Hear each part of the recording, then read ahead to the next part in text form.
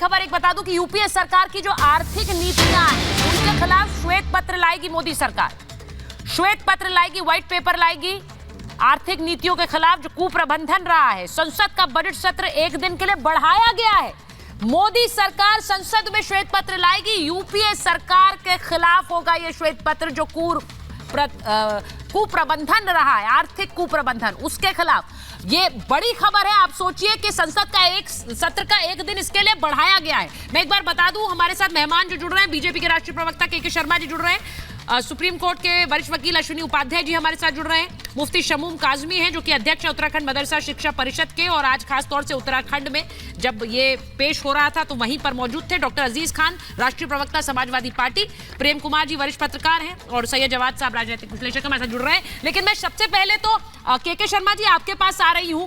UCC पर बात होगी। आप लोग इस वक्त दोनों एजेंडों पर काम कर रहे हैं। यूसीसी उत्तराखंड के जरिए पूरे देश में क्या लागू होगा? सर, पहला तो सवाल यह है, फिर मैं श्वेत पत्र पे पूछूंगी क्योंकि वो एक बड़ा मुद्दा अभी खबर आई है, वो आ गया है।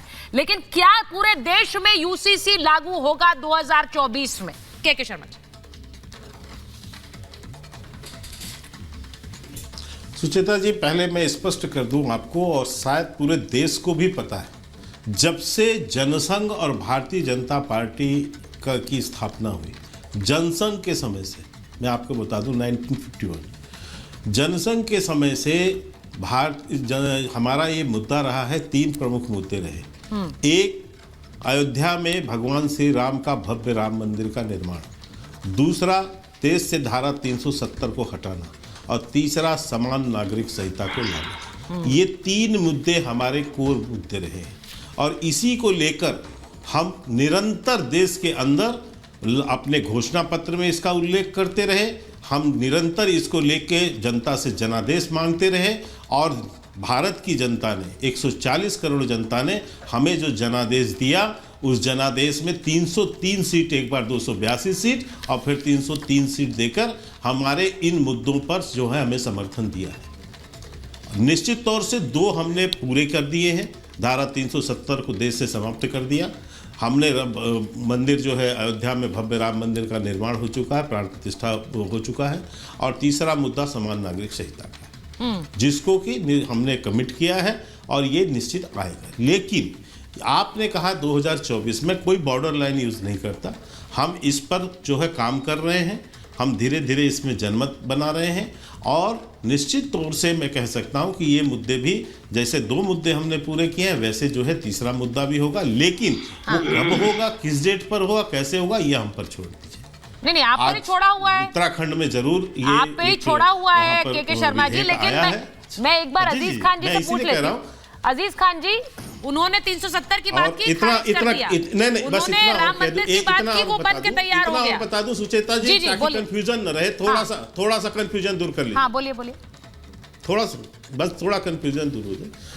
उत्तराखंड के विधानसभा चुनाव में भी हमने अपने घोषणा पत्र में इस मुद्दे का उल्लेख किया था, और उस मुद्दे पर हमको वहाँ का जनादेश मिला है। आज वहाँ पर धामी सरकार इस विषय को लेकर, इस बिल को लेकर आई है। नहीं, तो इसमें कंफ्यूजन कोई वही के शर्मा जी, कंफ्यूजन कुछ नहीं है। जो भी सहमति होगी, ये कहकर आपने कोई कंफ्यूजन क्लियर नहीं किया। आपने वो स्टेट कर दिया जो आपकी प्रतिबद्धता थी, और मैंने कहा कि यूसीसी प्रतिबद्धता नेशनल लेवल पर भी आपकी है।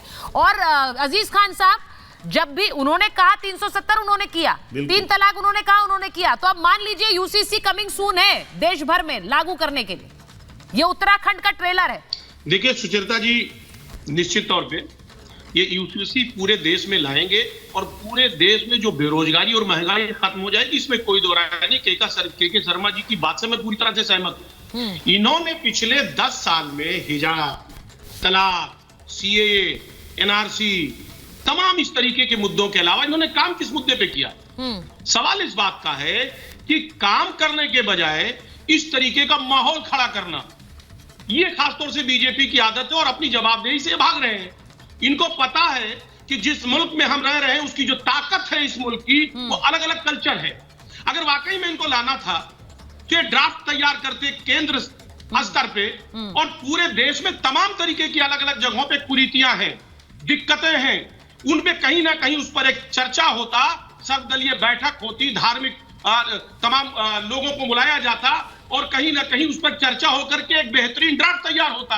ठीक है। मकसद यूसीसी प्रॉपर तरीके से लाना नहीं है, क्योंकि अगर लाना क्या है होता मकसद? तो आप देखिए तमाम कुरीतियां हैं। आप सुन लीजिए, कंप्लीट करिए, बड़ी इंपॉर्टेंट बात कह रहा हूं। हाँ, आपने देखा कुरीतियों का आलम, आप देखें कि वही गोवा है, वहां अगर किसी शख्स को बच्चा नहीं पैदा होता है तो मर्द दूसरी शादी कर सकता है।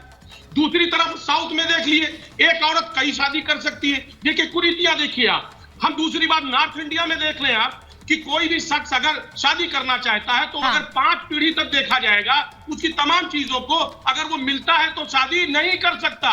लेकिन साउथ इंडिया में आप देखिए सगे मामू भांजा शादी करते हैं। तो तमाम ऐसी कुरीतियां हैं, उन कुरीतियों को अगर वाकई में ये खत्म करना चाहते हैं तो केंद्र सरकार को इसका ड्राफ्ट लाना चाहिए। दूसरी बात मैं जानना चाहता हूं कि बहुत सारी मुद्दे हैं, आज नागालैंड, मिजोरम, हिमाचल प्रदेश, कई जगहों पे स्पेशल प्रोटेक्शन है 371 का। सवाल इस बात का, क्या आप उत्तर प्रदेश में जमीन खरीद सकते हैं तो क्या हिमाचल और नागालैंड में भी जमीन खरीद सकते हैं? अगर समान अधिकार की बात करें, समान आचार संहिता की बात है, तो हर जगह एक जैसा कानून क्यों नहीं? अगर वाकई में इनकी नियत दुरुस्त है तो ये हम जानना चाहते हैं। मैं अजीज खान साहब, आपने अपनी बात रखी, नहीं, मैं सिर्फ इसलिए कह रही हूं क्योंकि जब कानून की बात होती है तो वो हर धर्म के व्यक्ति पर उसी तरह से लागू होगा। अश्विनी जी ये कह रहे हैं कि आप लोग विविधता वाले देश को इस तरह यूनिफॉर्मिटी में पिरो नहीं सकते हैं।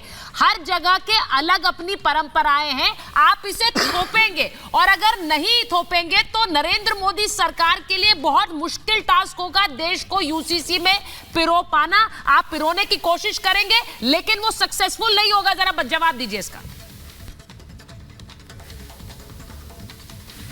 नहीं, वो गुमराह करने की कोशिश कर रहे हैं। ये कोई यूनिफॉर्म ड्रेस कोड नहीं है कि सबका ड्रेस एक जैसा हो जाएगा।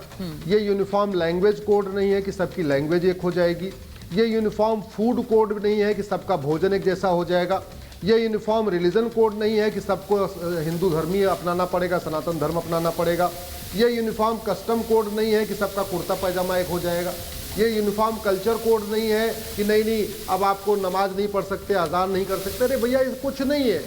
अरे मंदिर में पूजा वैसे ही होती रहेगी, अजान वैसे ही होती रहेगी, नमाज वैसे ही होती रहेगी, चर्च में प्रेयर वैसे ही होती रहेगी, गुरुद्वारे में पूजा अपने तरीके से चलती रहेगी। इसमें कोई फर्क नहीं पड़ता। हिंदू 7 फेरे लेते रहेंगे और जो निकाह होगा उसमें काजी आके निकाह पढ़ाता रहेगा, कबूल कबूल चलता रहेगा। इसमें कोई अंतर ही नहीं है। यहाँ किसी थोड़ी कहा तुम टोपी हटा दो और साफा पहनो, ऐसा कुछ नहीं है। अरे शादी विवाह की उम्र समान हो जाएगी, इसका फायदा सबको मिलेगा। गुजारा भत्ता सबको मिलेगा। ग्राउंड्स ऑफ डिवोर्स एक कॉमन हो जाएगा, प्रोसीजर ऑफ डिवोर्स कॉमन हो जाएगा। बच्चा गोद लेने का अधिकार सबको मिल जाएगा, बच्चे के भरण पोषण का अधिकार सबको मिल जाएगा, वसीयत का अधिकार सबको एक समान हो जाएगा, विरासत का एक समान अधिकार सबको हो जाएगा, माता पिता की देखभाल का अधिकार सबको मिल जाएगा। इसमें दिक्कत कहाँ से आ रही है? एक पति एक पत्नी का नियम सब पे लागू हो जाएगा। खान साहब कंफ्यूज मत करिए प्लीज, इसको ऐतिहासिक कार्य है। और मैं फिर से कह रहा हूँ, ये किसी पॉलिटिकल पार्टी का इशू नहीं है, यह संविधान का इशू है। 23 नवंबर 1948 को लंबी चर्चा के बाद संविधान निर्माताओं ने कहा कि भारत में पर्सनल लॉ नहीं चलेगा, भारत में बहुविधान नहीं चलेगा, भारत में संविधान चलेगा। संविधान 2 शब्दों से मिलकर बना संविधान, ऐसा विधान जो सबके लिए समान हो उसको संविधान कहते हैं। लेकिन दुर्भाग्यवश भारत में आज बहुविधान चल रहा है। पारसी का पारसी मैरिजेट, क्रिश्चियन का क्रिश्चियन मैरिजेट, और बड़ी बात ये है, मैं एक चीज बोलना चाह रही हूँ, यूनिफॉर्म सिविल कोड आएगा, सब खत्म हो जाएगा।